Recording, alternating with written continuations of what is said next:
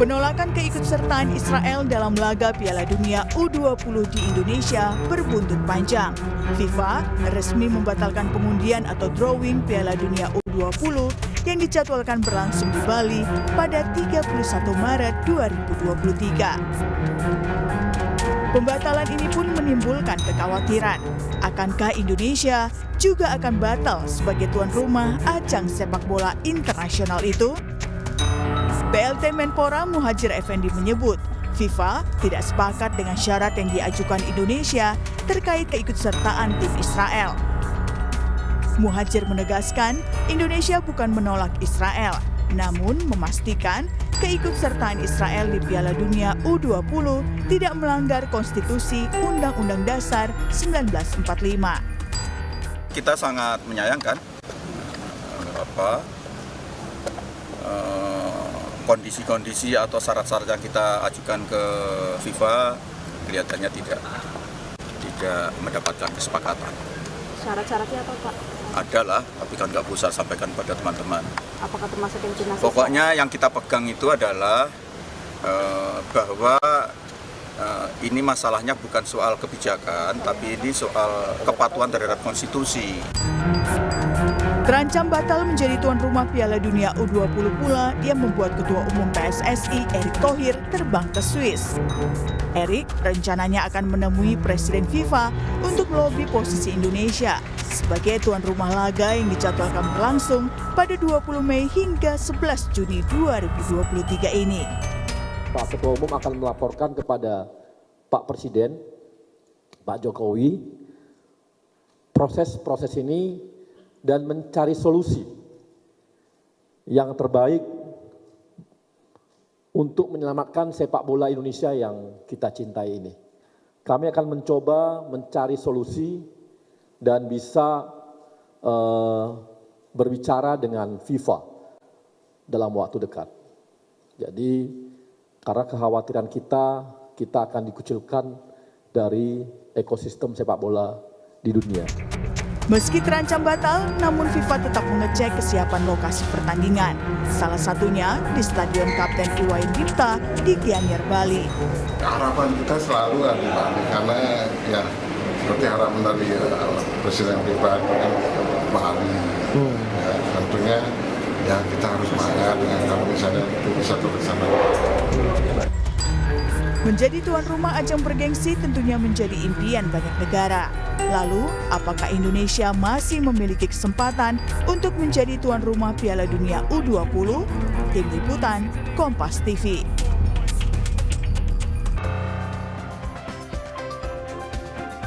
Saudara, penolakan keikutsertaan timnas sepak bola Israel untuk laga Piala Dunia U20 yang direncanakan berlangsung di Indonesia berbuntut panjang. FIFA sudah resmi membatalkan pengundian atau drawing Piala Dunia U20 yang dijadwalkan akan berlangsung di Bali pada Jumat 31 Maret 2023 mendatang. Pembatalan ini pun menimbulkan kekhawatiran, akankah Indonesia juga akan dibatalkan untuk menjadi tuan rumah ajang sepak bola Piala Dunia U20 tahun ini. Kita akan bahas bersama sejumlah narasumber. Ada pengamat sepak bola nasional sekaligus koordinator dari Save Our Soccer, Akmal Marhali, serta pakar hukum internasional Universitas Indonesia, Profesor Hikmahanto Juwana. Prof. Hikmahanto dan juga Akmal, selamat pagi, salam sehat untuk kita semua. Selamat pagi, Mas Bayu. Ya, sebenarnya saya atau Sapa Indonesia Pagi sejak kemarin sudah menghubungi pihak PSSI untuk ikut dalam obrolan kita, tapi belum direspon. Pak Wakil Ketua Umum juga meminta kita menghubungi jubir, tetapi belum juga direspon. Jadi ya mungkin kita bertiga dulu untuk membahas masalah ini. Termasuk mungkin Akmal mengerti ada rencana Erick Thohir sebagai Ketua Umum PSSI akan berangkat ke Swiss untuk bertemu dengan FIFA. Nah, Bung Akmal, Anda mengikuti sejak awal bagaimana kemudian Indonesia yang hingar-bingar kita tahu bersemangat untuk Piala Dunia U20, timnas kita sudah berlatih serius, tapi ternyata kita batal di penghujung-penghujung. Drawing adalah salah satu hal penting dalam sebuah event FIFA, dan saya sih bilang ini mungkin 90% kita batal karena satu hal saja batal dilaksanakan sebagai sebuah rangkaian event bagi FIFA itu udah sesuatu yang hampir tidak mungkin diselamatkan. Saya benar atau salah, Bung Akmal? Ya, sangat benar sekali. Kalau menurut saya sekarang adalah inilah masalah bangsa kita ketika sepak bola diseret ke panggung politik. Akhirnya efeknya akan sangat berat, bahkan akan sangat berpengaruh sekali terhadap masa depan Indonesia di mata internasional menurut saya. Kenapa? Karena ketika kemudian FIFA sudah menyatakan menunda salah satu event yang harusnya digelar, ini sudah tanda tanya besar bahwa kita kemungkinan terancam menjadi tuan rumah Piala Dunia. Sampai kemudian PLT Menteri Olahraga kan menyampaikan Pak Muhajir bahwa sudah tidak ada jalur kompromi lagi oleh FIFA dan sudah terjadi deadlock permintaan-permintaan yang diinginkan oleh Indonesia. Karena memang permintaannya tidak masuk akal. Kenapa tidak masuk akal? Karena FIFA itu sangat alergi sekali ada intervensi politik dalam kegiatan sepak bolanya. FIFA itu punya rule of the game sendiri, football family, leg sportiva, di mana mereka punya hukum-hukum yang kebal terhadap tekanan-tekanan politik dari berbagai unsur yang ada di dalamnya. Jadi inilah yang kemudian harusnya dipahami oleh para politisi Indonesia. Tapi faktanya kita ingin memaksakan kehendak untuk menentukan apa yang kita mau, memaksakan ini semua kepada FIFA, dan FIFA tidak mungkin akan bisa memenuhinya. Kenapa? Karena FIFA anggotanya semua berdaulat dan FIFA akan melindungi anggotanya. Sekarang kita mau menggelar Piala Dunia, pesertanya 24, masa yang harus ikut hanya 23. Ya. Satu misalnya mau undian 24 negara, yang ikut cuma 23, Israel via Zoom. Ya nggak bisa, nanti Piala Dunianya masa Israel via Zoom. Yang bisa via Zoom kan kita ngobrol saat ini gitu kan. Nah, ini problem bangsa kita saat ini, di mana masalah politik itu sangat kental sekali dibawa-bawa ke sepak bola. Yang saya heran adalah kenapa baru sekarang jelang 1 bulan lagi kita akan melaksanakan Piala Dunia, kenapa tidak dari jauh-jauh hari? Bahkan kenapa kemudian masalah pro kontra Israel ini dibicarakan di Piala Dunia, bukan di Interparliamentary Union yang digelar di Nusa Dua Bali pada 20 dan 24 Maret 2022. Forumnya itu yang paling tepat menurut saya. Jangan kemudian forumnya digeser ke sepak bola yang akhirnya akan membuat kita terancam sanksi dari FIFA ini. Dan kemungkinan akan dipindahkan. Kalau saya bicarakan sekarang rame nih isu-isunya. Kita ini mengirim Pak Erick Thohir ke FIFA untuk melobi lagi mau tukar guling sama Peru. Tukar guling, jadi Peru itu tuan rumah, statusnya tuan rumah Piala Dunia U17, kita tuan rumah Piala Dunia U20. Mau ditukar, Peru jadi tuan rumah Piala Dunia U20, kita jadi tuan rumah Piala Dunia U17.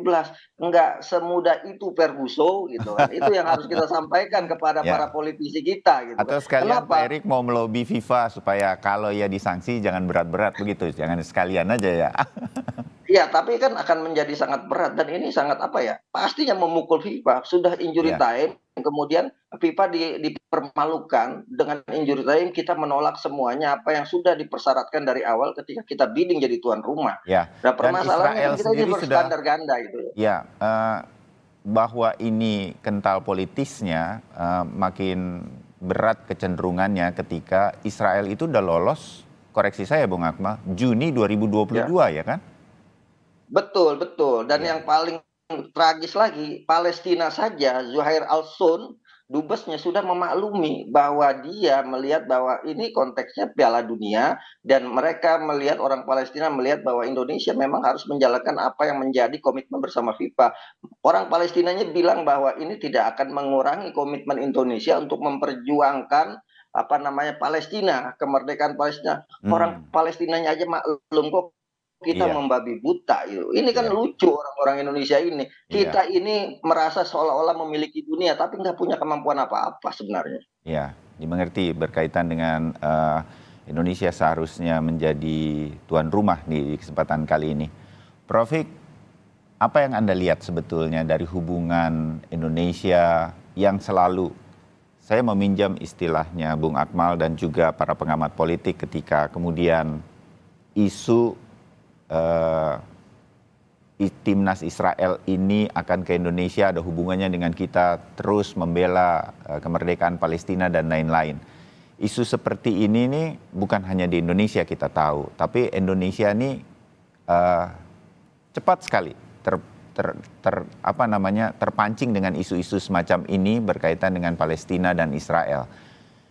Anda melihat ini sesuatu yang sebetulnya bisa nggak sih kita tidak memanfaatkannya secara politis dan betul-betul seperti harapan banyak orang sebelumnya, olahraga adalah olahraga, politik adalah politik. Profik. Iya, jadi pertama saya mau bilang bahwa Indonesia ini kadang lebih Palestina daripada orang Palestina, lebih Arab daripada orang Arab gitu. Saya mulai dari apa yang disampaikan oleh PLT Menpora ya, bahwa ada konstitusi yang dilanggar. Kita kalau perhatikan konstitusi kita di pembukaan, memang ada kata-kata yang mengatakan bahwa penjajahan harus dihapuskan di muka bumi. Dan kita tahu bahwa rakyat Palestina itu sedang dijajah, diduduki oleh Israel. Nah, pertanyaannya adalah apakah kita bisa mentolerir, katakanlah, kalau misalnya timnas Israel itu hadir. Nah, saya selalu katakan begini, yang konstitusi amanatkan kepada pemerintah, kepada sebagai kesepakatan rakyat dengan pemerintah, itu adalah berkaitan dengan kebijakan pemerintah Zionis Israel yang menduduki wilayah Palestina, mempertahankan dengan kekerasan, ya. Nah, tetapi bukan berarti kita mengharamkan yang namanya orang Israel. Kita tidak mengharamkan yang namanya negara Israel. Karena apa? Karena kalau misalnya suatu hari nanti, saya tidak tahu kapan, kalau misalnya Israel akhirnya mengembalikan tanah Palestina ke rakyat Palestina, mengakui kemerdekaan Palestina, maka Israel sebagai sebuah negara tentu ya kita harus akui. Kenapa? Karena mereka sudah tidak lagi menjajah. Kecuali kalau misalnya kita mengatakan bahwa, mohon maaf ya, warga Israel itu kayak bagi umat muslim seperti daging babi yang sampai kapanpun kita bilang bahwa itu haram, nggak boleh kita makan. Kalau misalnya seperti itu ya memang kita tidak akan pernah menerima apa yang namanya Israel itu. Tapi kan tidak. Kita tidak mau menjadi Nazi, Hitler, yang katakanlah mau menghapuskan satu ras, satu bangsa. Kita tidak dalam posisi seperti itu. Jadi permasalahannya sekarang, kalau misalnya di bawah-bawah konstitusi, menurut saya kurang tepat kalau mengatakan bahwa karena alasan konstitusi kita tidak bisa menerima timnas Israel. Karena tahun kemarin Mas Akmal katakan ada IPU sidang di Bali. Pada waktu itu delegasi Israel hadir dan Pak Fadlizon sudah menyampaikan juga bahwa kita nggak punya kendali sebagai tuan rumah karena ini penyelenggaranya adalah IPU, ya sama seperti kita ini nggak punya kendali terhadap FIFA karena yang menyelenggarakan adalah FIFA dan mereka punya mekanisme. Salah satu mekanisme adalah Israel diakui sebagai negara, bahwa Israel masuk dalam kualifikasi, bahwa Israel kemudian harus bertanding dan kita sebagai tuan rumah ya kita mau tidak mau harus menerima ini, kan begitu. Jadi di beberapa event internasional delegasi Israel datang, event olahraga kemarin ada balap sepeda di Velodrome Rawamangun Jakarta, catatan harian Kompas juga dan beberapa media juga mengatakan sudah banyak atlet Israel juga hadir di Indonesia dan tidak ada masalah. Ada standar ganda berarti yang memang diterapkan kali ini oleh pemerintah berkaitan dengan Piala Dunia U20. Kira-kira begitu?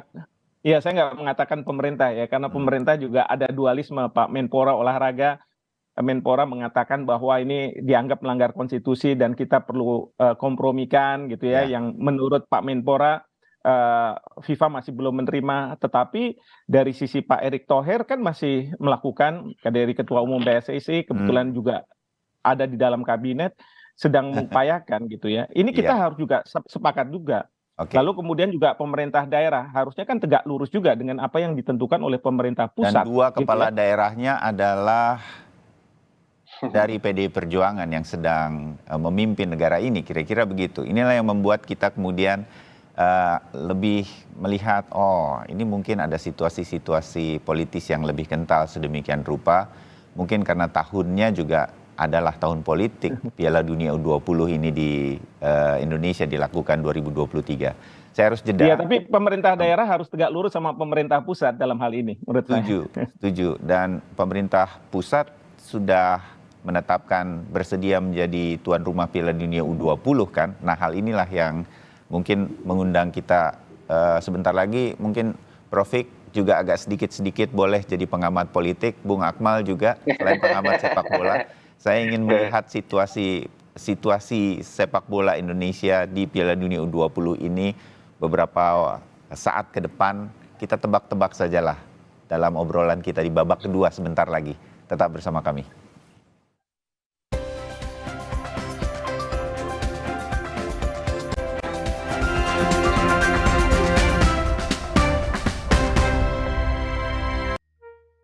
Kok gambarnya gini sih? Mami, Kenapa? TV kita banyak semutnya gini, kamu naruh gula ya di situ ya? Menurut Papi, Mami yang bikin ini TV banyak semutnya. Aduh, ada apa ini ribut-ribut? Kenapa? Tadi tuh kita nyalain TV, tiba-tiba gambarnya banyak semutnya tuh. Jadi kalian tuh masih menyaksikannya siaran analog TV ya? Bukan digital? Jika pesawat TV kamu sudah digital ready, cukup pilih tombol menu pada remote TV. Kemudian pilih setting, pilih saluran, lalu auto scan. Mudah bukan? Dengan menggunakan saluran digital, Anda bisa menyaksikan program-program terbaik Kompas TV dengan kualitas gambar serta suara yang lebih tajam serta jernih.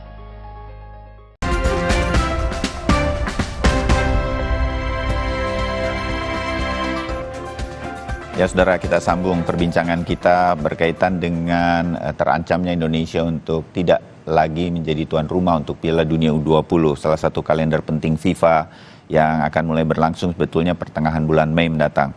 Masih bersama Akmal Marhali, pengamat sepak bola dan juga koordinator dari Save Our Soccer, juga Profesor Hikmahanto Juwana, pakar hukum internasional. Bung Akmal, kalau saya tahu Anda banyak dimintai keterangan berkaitan dengan posisi Indonesia sebagai tuan rumah Piala Dunia 20 yang dikaitkan dengan timnas Israel nggak boleh datang ke Indonesia begitu ya, karena hubungan Israel dengan Palestina, kita pro Palestina. Anda bertemu juga dengan tokoh-tokoh dari PDI Perjuangan. Saya mau menggambarkan kepada pemirsa Sapa Indonesia bahwa dua kepala daerah, Iwayan Koster, Gubernur Bali, dan Ganjar Pranowo di Jawa Tengah, termasuk dua yang kemudian menolak timnas Israel juga hadir di Indonesia. Bung Akmal, ini sesuatu yang saya lihat dalam artikel-artikel secara online, Anda katakan ini kental politisnya. Sedemikian rupa, Anda juga sempat berjumpa dengan Sekjen PDI Perjuangan. Apa yang sebetulnya dimaksudkan dua kader utama?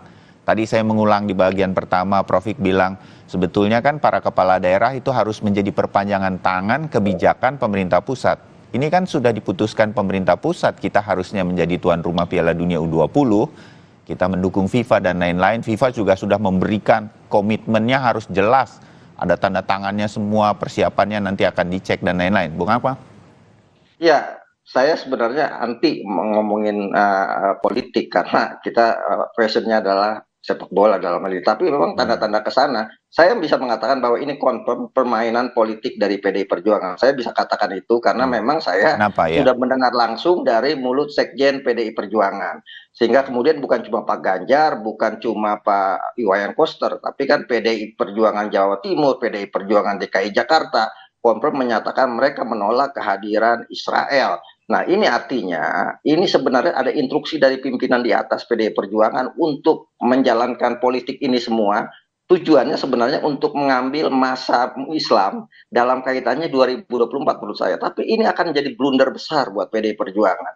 Bisa jadi hat-trick yang mereka inginkan dalam dunia politik ini gagal. Kenapa? Karena masa sepak bola itu adalah masa rasional. Dan sudah banyak sekarang misalnya pemimpin-pemimpin daerah yang mencoba menggunakan sepak bola sebagai kendaraan politik, pada akhirnya gagal. Alex Nurdin misalnya di Sumatera Selatan Palembang, gagal. Sumsel. Iya, gagal. Nah, ini yang kemudian mau dicoba oleh oleh PDI Perjuangan, dan saya pikir akan sangat menjadi blunder besar. Sekarang misalnya kita lihat saja akun Instagramnya Pak Ganjar Pranowo, hampir setiap Pak Ganjar mengirim berita-berita habis dihajar habis-habisan oleh masa sepak bola, dan mereka menyatakan apa semuanya? Kita kecewa dan kita menyatakan tidak akan memilih Ganjar Pranowo sebagai presiden. Hampir semuanya, silakan bisa dibaca, itu kelihatan sekali. Nah, ini menurut saya adalah ini kekeliruan yang dilakukan oleh PDI Perjuangan. Dan yang kedua, kekeliruan ini akan dilihat ke depannya, apakah PDI Perjuangan ini komitmen soal Israel. Karena ke depan di Bali itu ada namanya World Beach Game yang pesertanya 100 negara, di mana di dalamnya Israel juga ikut serta. Kalau kemudian menolak Piala Dunia U20 ini karena ada Israel, maka PDI harus menolak, negara juga harus menolak World Beach Game yang akan digelar di Bali pada Agustus nanti, untuk juga digelar karena ada Israel di sana. Jangan pakai standar ganda itu. Dan menurut saya inilah kemudian yang membuat sepak bola kita ini rusak, hanya karena kepentingan-kepentingan politik diseret ke sepak bola, yang pada awalnya kita tuh berharap bangsa Indonesia, pecinta bola ini sudah sangat senang sekali nih ada sejarah baru, kita jadi tuan rumah Piala Dunia walaupun levelnya U20, tapi kemudian dirusak kepentingannya oleh para politisi yang sedang mencari masa tapi salah jalan menurut saya. Dan ini sangat-sangat fatal, dan bukan cuma buat PDI, nantinya blundernya ini juga akan menjadi legacy yang buruk kalau ternyata nanti pada akhirnya kita itu dicoret jadi tuan rumah Piala Dunia. Dan buat FIFA itu bukan hal yang tidak mungkin. FIFA tidak akan rugi apa-apa ketika mencoret Indonesia, memindahkan ke negara lain. Toh FIFA sebenarnya nggak keluar uang gitu kan. Yang rugi kita semua sekarang, membabi butanya kita sekarang. Misalnya kita dicoret dari anggota FIFA atau di-bench oleh FIFA. Israel masih tetap tim nasionalnya main di event-event internasional FIFA. Palestina masih main tim nasionalnya di event FIFA. Supporter Palestina masih bisa melihat tim nasionalnya main. Supporter Israel masih bisa melihat supporter tim nasionalnya main. Kemudian hubungan Israel Palestina dengan kita membabi buta seperti ini tidak juga menjamin akan akur. Yang ketiga, yang keempat, tidak juga menjamin kita berlaku seperti ini Palestina itu merdeka. Yang pasti adalah supporter Indonesia gigit jari karena kita dicoret atau dibekukan oleh FIFA, dan sepak bola kita dikucilkan dari kehidupan dunia. Bahkan bukan cuma sepak bola, nanti akibatnya efeknya juga efek ekonomi dan juga sosial budaya, di mana negara-negara lain tidak akan percaya dengan Indonesia. Untuk urusan sepak bola aja tidak bisa pegang komitmen, apalagi urusan-urusan bisnis dan lainnya. Nah, ini yang harusnya dipikirkan oleh para politisi kita. Oke, ya, kita bisa mengerti poin-poin Anda, Bung Akmal. Prof Fik, kalau anggaplah point of view dari atau sudut pandang dari Bung Akmal tadi menarik dari para penggemar sepak bola di Indonesia, ini sebuah sejarah sebetulnya harus terjadi, tetapi kemudian ada unsur politis yang masuk. Lepas dari ini benar atau tidak, tetapi publik ada kecenderungan melihat hal-hal tersebut sekarang dari berbagai sudut pandang ini. Masih mungkinkah pemerintah kemudian melihat ini sedemikian rupa? Artinya sikap pemerintah sehingga kemudian situasi politik dengan olahraga ini tetap baik, win-win situation untuk Indonesia. Tidak hanya sepak bolanya, tapi ke berbagai hal berkaitan, karena ini akan menjadi sorotan dunia, Prof Fik. Kalau Indonesia sampai batal melaksanakan Piala Dunia U20 karena situasi ini, menurut Anda? Ya, yang pasti gini, pemerintah pada saat ini mungkin dalam posisi yang gamang kalau menurut saya.